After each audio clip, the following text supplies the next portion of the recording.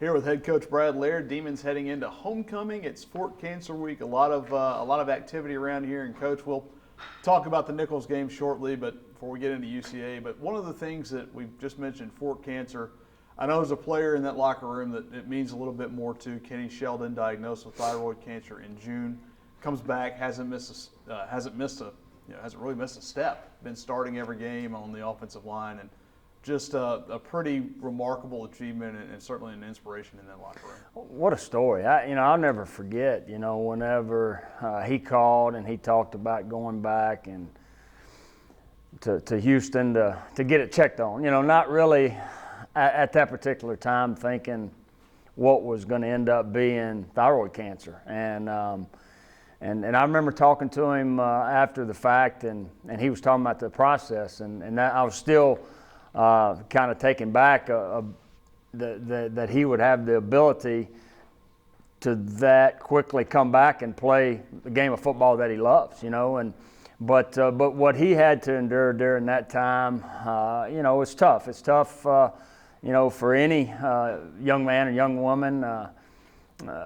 But how he handled the situation, I think, was such a positive attitude. That's what I look back and as a coach, I can take from the situation and learn from that he was very positive with it. And I think that showed in the weeks and months to come to get back to where he is now. And I think the way the season started, it hadn't been the best start, hadn't been the start you wanted, but that's something I know for him, football, wins and losses are important, but for him, his health coming first, and that's got to be a thing he's used to kind of deal with some of the stuff you guys have gone through as a team. Yeah, because there's to be a college football player, to be a college student athlete, somebody had to believe in you. Whether you're a freshman or a senior or a walk-on or scholarship guy, somebody had to believe in you to have the opportunity to come out and play, in this case, the game of football.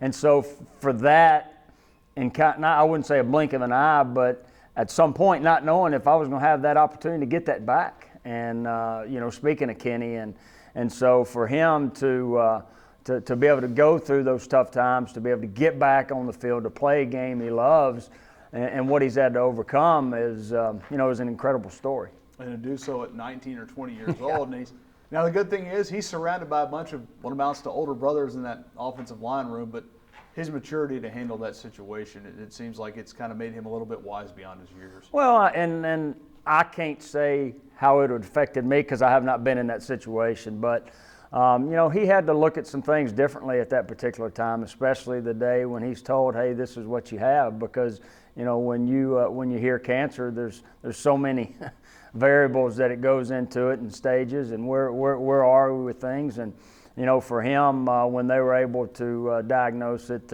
and looking ahead at what the opportunities he had to successfully get through that thyroid cancer, and he was able to do it.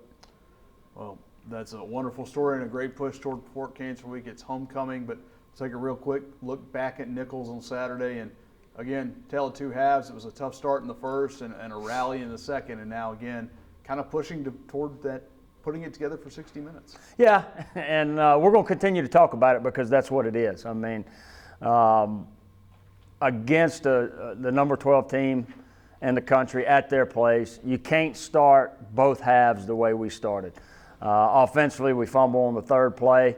We give them a short field. They go in and score. It's 7-0. The start of the second half, we're trying to rally, get some momentum right off the gate. They get the long, kickoff return. Short field, they score. But here's what I talked to the guys on Sunday about both of those scenarios. And go back to the first half. That led to being 14-0. We're down on the road against the number 12 team.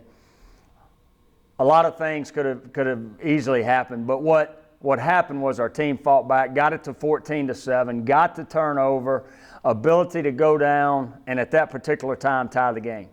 Those are the opportunities against good football teams that we got to take advantage of. But our guys fought back.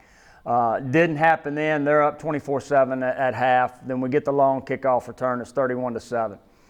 12 minutes left to go in the third quarter. Well, with about 8 minutes left to go in the third quarter, it's 31-21. So we fought back to 10. We gave up the score. It's 38-21. Our guys fought right back. We scored 3 straight possessions in the second half. It's 38-28. We get a stop defensively. Again, I go back to the first half when it was 14-7. Now it's 38-28. Those are times that we've got to put the pressure back on them, cut it to a 1-score game. We weren't able to do that.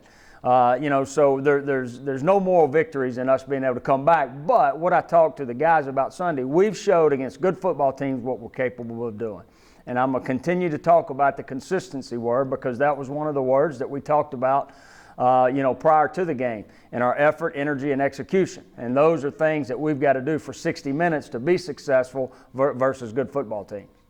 You mentioned good football teams. You'll see another good football team, another ranked team coming in here in Central Arkansas on Saturday, and they had a wild win, kind of like similar situation, I think, in a lot of ways to what you guys were. They were able to just make a couple more plays to beat McNeese, and they'll come in here with a very good offense and a very stout run defense. Yeah, you're talking about a team that's 4-2 that opened up the season beating Western Kentucky on the road, who's an FBS school, 35-28. What they've been able to do is win some games in the fourth quarter. You talked about last week, coming back to beating McNeese 40-31. You look at the Abilene Christian game, which they ended up winning 31-30. They're 2-1 in conference. Their lone loss was to Nichols at Nichols. It was 34-7 early on in the third quarter. In that game, Nichols ended up beating them 34-14. So week in and week out in this conference, the opportunity is going to be there, and there's no better opportunity than homecoming. This brings a lot of people back from a lot of different time frames that get to come to Natchitoches. That sometimes this is their only weekend they come, and so we look forward to a great atmosphere, a great crowd, and bringing another top 25 team here into Turpin Stadium. As an alumnus, as a former quarterback, I know you've always pretty much were involved in coaching from the time you were out, so you may not have gotten to come back as much, aside from the 3 tours of duty you've had as a coach here. But as an alumnus of this university, what does homecoming mean to you? Just the relationships that you build over time. Because, whether it's the 4 or 5 years you're here as a student, once you go off and you go different directions, you start a family, people start having families, the opportunity to get back doesn't happen as much. And so I go back to the relationships that you build during those 4 to 5 years, and sometimes you only have 1 weekend a year to kind of, gather those guys and have those relationships that you built back during your times at Northwestern State. So I think if you had one word to describe it, it would be the relationships. Well, hopefully the relationships between Sheldon Epler and his receivers will continue. You mentioned it when we talked yesterday, just a second half, that he was pinpoint, dotting passes, making the right decisions. But one of those guys, we talked about Kenny Sheldon earlier. Gavin Landry is another guy that most people may not know could have had football taken away from him before he got here. A heart issue. He goes to Boston for surgery his senior year of high school. And for him to work his way from a walk-on to a guy who's become a very important piece of that passing game is also remarkable, in the same way Kenny Sheldon's come back has been. It is, and a lot of people, prior to this year probably didn't know his story, and what he had to overcome. We talk about adversity because you go through tough times in adversity daily. There's in different capacities. It's just not as a student athlete, but he's handled that in a way to make sure each and every day that he gives his fullest. And when I talk about the word consistency, you get that with him, and it goes back to the Nichols game, in the red zone when he made his first touchdown catch. That was something I've seen I think every Wednesday. We do one-on-one red zone on Wednesdays during practice. That wasn't an accident.